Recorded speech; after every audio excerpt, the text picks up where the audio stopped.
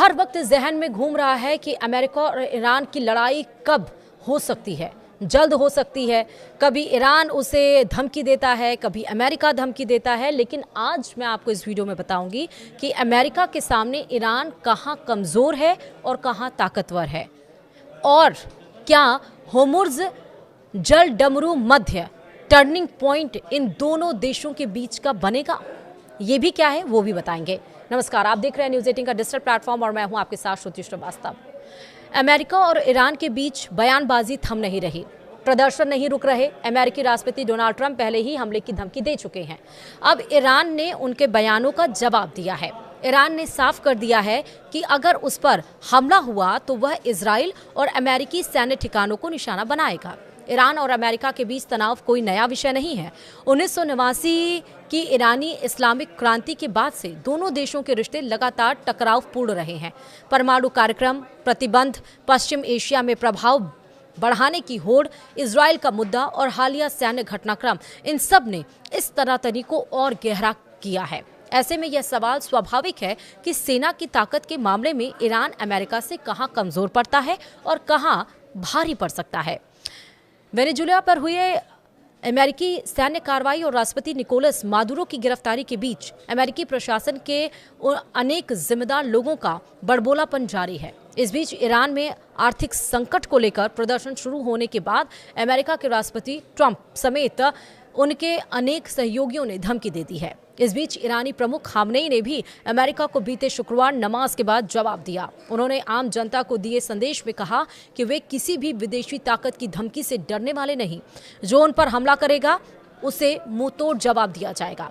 इस बीच Republican senator Lindsey Graham ने fox news को दिए इंटरव्यू में कहा कि वे होते तो ईरानी लीडर को खत्म कर देते। अगर केवल कुल सैन्य ताकत की बात करें तो अमेरिका दुनिया की सबसे शक्तिशाली सेना है। अमेरिका का रक्षा बजट 800 अरब डॉलर से अधिक है, जबकि ईरान का रक्षा बजट लगभग 30 से 40 अरब डॉलर के आसपास मारा जाता है। यह अंतर अपने आप में बताता है कि पारंपरिक सैन्य क्षमता यानी कि कन्वेंशनल मिलिट्री पावर में ईरान अमेरिका से कहीं बहुत पीछे है। अमेरिका के पास अत्याधुनिक हथियार, वैश्विक सैन्य अड्डे, सैटेलाइट नेटवर्क और तकनीकी बढ़त है जो ईरान के पास बिल्कुल नहीं है। संख्या के लिहाज से ईरान कमजोर नहीं है। ईरान के पास लगभग 5 से 6 लाख सक्रिय सैनिक हैं और लाखों की संख्या में रिजर्व फोर्स और अर्धसैनिक बल मौजूद हैं। लेकिन समस्या गुणवत्ता और तकनीकी की है, जबकि अमेरिका के पास थल सेना के एक्टिव सदस्यों की संख्या 5 लाख नहीं है। हालांकि करीब 3.5 लाख आर्मी नेशनल गार्ड और करीब 2 लाख रिजर्व फोर्स भी हैं।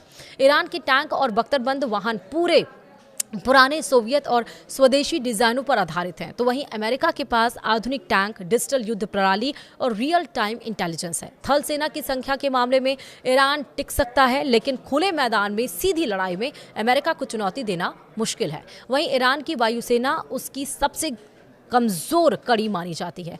उसके पास F-14, F-4 और मिग जैसे पुराने लड़ाकू विमान हैं, जिनका रखरखाव भी प्रतिबंधों के कारण कठिन है। और इसके विपरीत अमेरिका के पास F-35, F-22 जैसे स्टील्थ फाइटर, ड्रोन, अवॉक सिस्टम और सैटेलाइट समर्थित एयर डोमिनेशन है। किसी भी संभावित युद्ध में अमेरिका पहले ईरान की वायु रक्षा और एयरबेस को निशाना बना सकता है, और जिससे ईरान को भारी नुकसान हो सकता है। ईरान की नौसेना छोटी लेकिन रणनीतिक रूप से खतरनाक मानी जाती है। उसके पास बड़े एयरक्राफ्ट कैरियर नहीं हैं, लेकिन तेज गति वाले नावें, पनडुब्बियां और एंटी शिप मिसाइलें हैं। ईरान की सबसे बड़ी ताकत है होर्मुज़ जल डमरू मध्य, जहां से दुनिया के बड़े हिस्से को तेल आपूर्ति होती है। अगर ईरान इस क्षेत्र में अवरोध पैदा करता है तो वैश्विक अर्थव्यवस्था प्रभावित हो सकती है। हालांकि अमेरिका नौसैनिक रूप से बहुत ताकतवर है, लेकिन संकरे समुद्री रास्तों में ईरान की गुरिल्ला नौसेना रणनीति उसे नुकसान पहुंचा सकती है। जहां पारंपरिक हथियारों में ईरान कमजोर है, वहीं उसकी मिसाइल क्षमता उसकी सबसे बड़ी ताकत मानी जाती है। ईरान के पास बैलिस्टिक और क्रूज मिसाइलों का बड़ा जखीरा है, जिनकी रेंज 300 किलोमीटर से लेकर 2000 किलोमीटर तक बताई जाती है, और इन मिसाइलों से ईरान अमेरिकी ठिकानों, इजराइल और खाड़ी देशों को निशाना बना सकता है। वहीं मिसाइलों के मामले में ईरान अमेरिका के बराबर नहीं, लेकिन क्षेत्रीय स्तर पर गंभीर खतरा जरूर है। वहीं ईरान के पास फिलहाल घोषित परमाणु हथियार नहीं है, लेकिन उसका यूरेनियम संवर्धन कार्यक्रम अमेरिका और उसके सहयोगियों के लिए वर्षों से चिंता का विषय है। अमेरिका को डर है कि ईरान भविष्य में परमाणु हथियार बना सकता है, जबकि ईरान इसे शांतिपूर्ण कार्यक्रम बताता है। यही मुद्दा दोनों देशों के बीच टकराव का सबसे बड़ा कारण बना हुआ है। वहीं अमेरिका का रक्षा बजट 800 अरब डॉलर से अधिक और ईरान का रक्षा बजट 30 से 40 अरब डॉलर के करीब है। वहीं ईरान की सबसे बड़ी रणनीतिक ताकत है उसका प्रॉक्सी नेटवर्क। जी हां, लेबनान में हिजबुल्ला, यमन में हूती और इराक और सीरिया में शिया मिलिशिया, इन संगठनों के जरिए ईरान बिना सीधे युद्ध के अमेरिका और उसके सहयोगियों को चुनौती देता है और इस तरह शैडो वॉर में ईरान अपेक्षाकृत अमेरिका से काफी मजबूत स्थिति में है।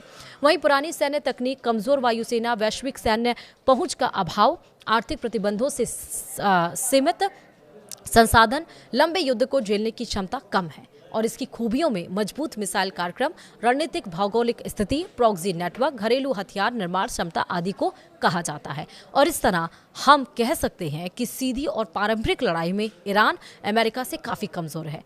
अमेरिका की तकनीकी, वायु शक्ति और वैश्विक पहुंच ईरान पर भारी पड़ती है, लेकिन इसका मतलब यह नहीं कि ईरान निरुपाय है, यानी कि मिसाइल शक्ति, होर्मुज़ जल डमरू मध्य, प्रॉक्सी युद्ध और क्षेत्रीय प्रभाव के जरिए ईरान अमेरिका के लिए गंभीर चुनौती खड़ी कर सकता है। यही वजह है कि दोनों देश सीधे युद्ध से बचते हुए दबाव प्रतिबंध और परोक्ष संघर्ष का रास्ता अपनाते रहे हैं।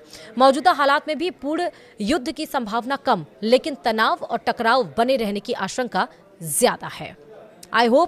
मुझे उम्मीद है कि ये वीडियो आपको इंफॉर्मेटिव लगी हो। वीडियो में बस इतना ही। नमस्कार।